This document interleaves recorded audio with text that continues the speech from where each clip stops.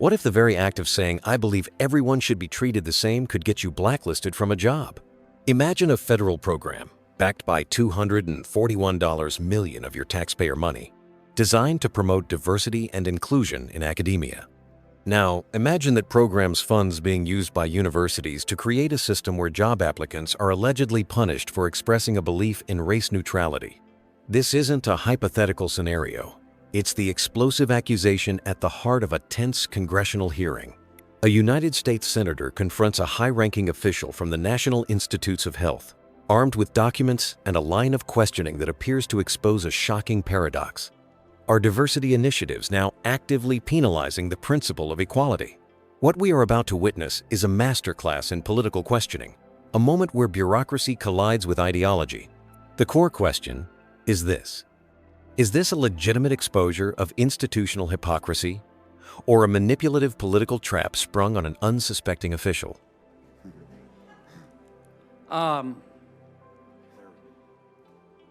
By the way, I think NIH is an extraordinary institution. You and your colleagues, your work is breathtaking. But I want to ask you about one of your programs, Doctor. In 2020, you created a program called the Faculty Institutional Recruitment for Sustainable Transformation. And basically, under the program, you gave 12 institutions $241 million, a lot of jack in anybody's book. And you directed the grant applicants to use the money to demonstrate a strong commitment to promoting diversity and inclusive excellence when you hire people, okay? And two of the institutions to which you gave money, one was University of South Carolina to hire faculty members in public health and nursing, and the other one was University of New Mexico to hire faculty members in neuroscience and data science, two great institutions. South Carolina and New Mexico issued rules to administer the money that you gave them, and they both said that we are going to punish candidates who apply for jobs with us with this money that you gave them, who espouse, quote, race neutrality. In other words, both of those institutions said, we're going to give a very low score for anyone who states, quote, an intention to ignore the varying backgrounds of their students and treat everyone the same. So they took your money and they said, we're hiring faculty members, and any applicant who says we don't believe in racial prejudice, we think everybody ought to be treated the same, gets an F. Did you know that? I'm not familiar with the specifics that you are mentioning, Senator. Would you look into it? I certainly will. This program is an important effort by NIH to create a more highly diverse workforce. I agree with that. That's a good idea. Do you know anybody against diversity? Well, unfortunately, sir, I don't. I've run across a few over the years, but I'm sure there's some out there, but I think most fair-minded people agree with diversity. But our effort is to create an environment where people from all backgrounds, in every different dimension, will be safe and welcome to conduct high-quality biomedical research. And I agree with that, but here's what I'm getting at. Do you think it's fair for the University of New Mexico and the University of South Carolina, two extraordinary schools, to say to an applicant who's borrowed hundreds of thousands of dollars to get her PhD, and who comes forward and they say, how do you feel about race? And they say, I believe in racial equality. I believe everybody should be treated the same. They get an F. They're dismissed summarily. You think that's fair? To do that with your money? With taxpayer money? Again, sir, I can't speak to the specifics of these institutions, and I will look into it. Well, if it's true, do you support that? Again, I'd have to see what exactly it is. But if they're it's saying. true, do you support it? What we are trying to do, sir, is create inclusive environments, because unfortunately, far too often, certain individuals do not succeed in obtaining faculty-level positions at universities. But if I hire somebody,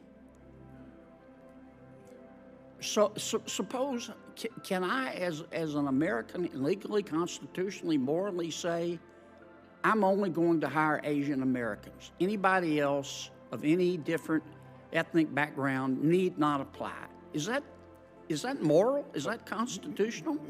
Well, God knows I'm not a lawyer, but, sir, But you're a human being. to get to a faculty-level position is a multi-step process.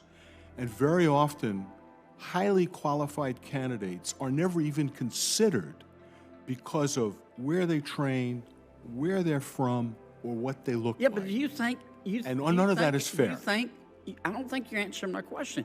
Do you think it's right for an institution using money that you gave them to say, if you believe in racial equality and you say you want to treat everybody the same, a big old hook comes out and around their neck and pulls them off the stage, and they say you're not going to be hired? Do you think that's right?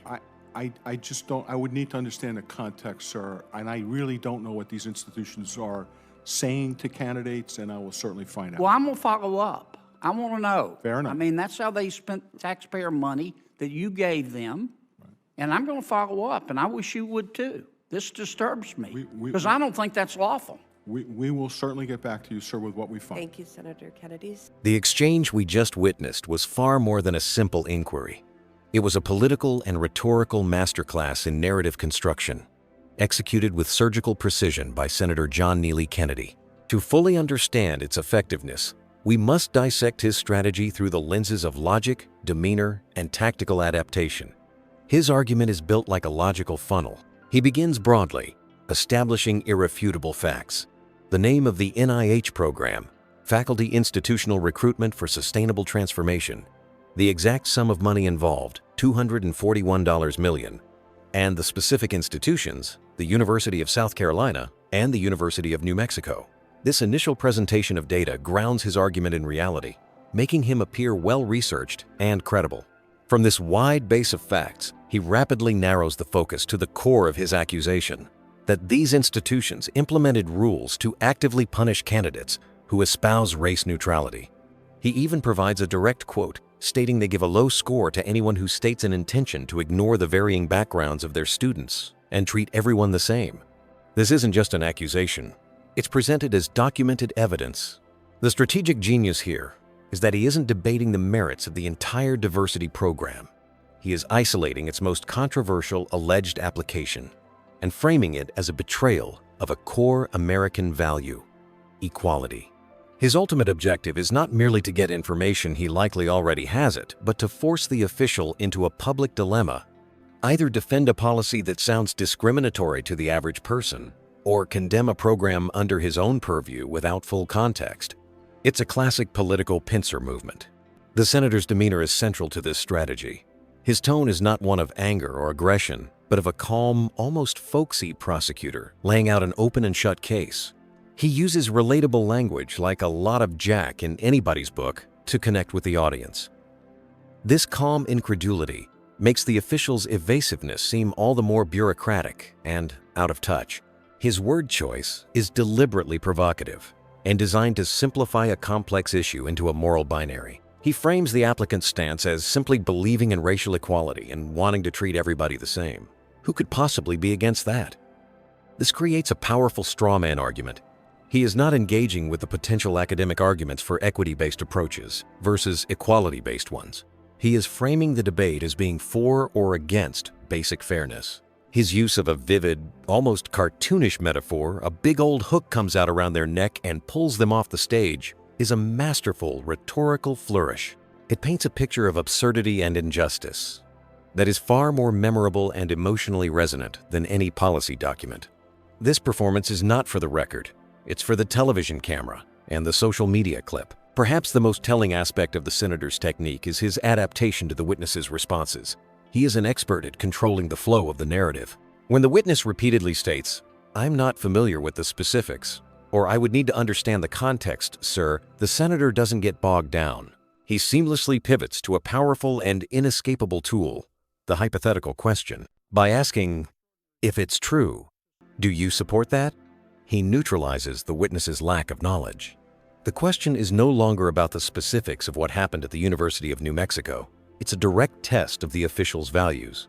The witness cannot answer yes without appearing to endorse discrimination, and cannot answer no without implicitly criticizing the institutions and the program.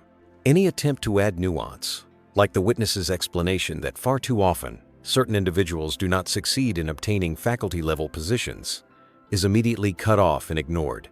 The senator is not interested in the why. He is interested only in the what as he has defined it. He successfully prevents the witness from ever reframing the conversation, keeping him perpetually on the defensive and locked into the senator's narrative.